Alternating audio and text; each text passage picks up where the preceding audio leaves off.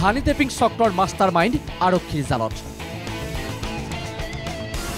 লতাশিলৰ পৰা গ্ৰেপ্তাৰ নজৰুল আলী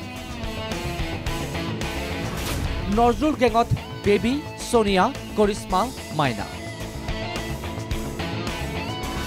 নজৰুলৰ নেতৃত্বত গুৱাহাটীত হানি ট্ৰেপিং চক্ৰ কাহিনী এইখন গুৱাহাটী মহানগৰীৰ দিনৰ পোহৰতে প্ৰথমতে ৰাজপথত আপোনাৰে চিনাকি হ'ব চক্ৰটোত থকা যুৱতী তাৰ পিছত নিশা ৰঙীন সুৰাৰ পাৰ্টিলৈ আপোনাক নিমন্ত্ৰণ দিব নিজৰ কোঠালৈ আৰু তাৰ পিছতে আৰম্ভ হয় যৌনতাৰ খেলা চক্ৰটোৰ অন্য সদস্য কোঠাটোৰ ভিতৰত প্ৰৱেশ কৰি সংগ্ৰহ কৰে অশ্লীল ভিডিঅ' ফটো এই কুখ্যাত চক্ৰটোৰ মাষ্টাৰ মাইণ্ড এইটো নজৰুল আলী নজৰুলৰ গেঙত আছে 4 গৰাকী যুৱতী আৰু এই দুজন লোক সম্ভ্ৰান্ত আৰু ধনী ঘৰৰ লোকক টাৰ্গেট কৰে এই চক্ৰটোৱে প্ৰথম চিনাকিতে বন্ধুত্ব পিছলৈ প্ৰেম আৰু খুৰাৰ মায়াজালত পেলাই বহুজনৰ পৰা লাখে লাখে ধন লুটিছিল এই চক্ৰটোৱে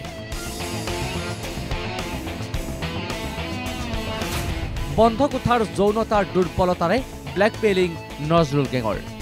গুৱাহাটীৰ 6 মাইলৰ ভাড়াঘৰত বাহৰ পাতি হানি ট্ৰেপিং চক্ৰটোৰ প্ৰতিজনে লৈছিল একোটা নাটকীয় চৰিত্ৰ ভুক্তভোগীক জালত পেলাবলৈ চক্ৰটোত আছে প্ৰেমিকাৰ আত্মীয় আছে ভুৱা আৰক্ষী বিষয়া আৰু ভুৱা সাংবাদিক কেইটামান দিন পূৰ্বে গুৱাহাটীৰ এইখন দিছপুৰ থানাৰ আৰক্ষী জালত পৰা ছদ্মবেশী বেবী কৰিশ্মা সোনিয়া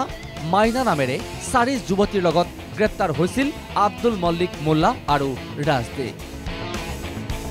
এইবাৰ এই দুধৰ্ষ গেংটোৰ মূল মাষ্টাৰ মাইণ্ড নজৰুল পৰিল আৰক্ষীৰ জালত দীৰ্ঘদিনে পলাতক হৈ থকা নজৰুলক আৰক্ষীয়ে গ্ৰেপ্তাৰ কৰে গুৱাহাটীৰ লতাশিলৰ পৰা আৰক্ষীৰ জেৰাত পোহৰলৈ আহিছে নজৰুল আলীৰ গেংটোৰ বহু অকথিত কাহিনী পুৰণা কেছ আছিলে এজন আসামী পলাই আছিলে সেই আসামীজনক যোৱাকালি ৰাতি পোৱা গৈছে বঞ্জিত দাস আৰু বিনয় কলিতা ৰিপৰ্ট NKTV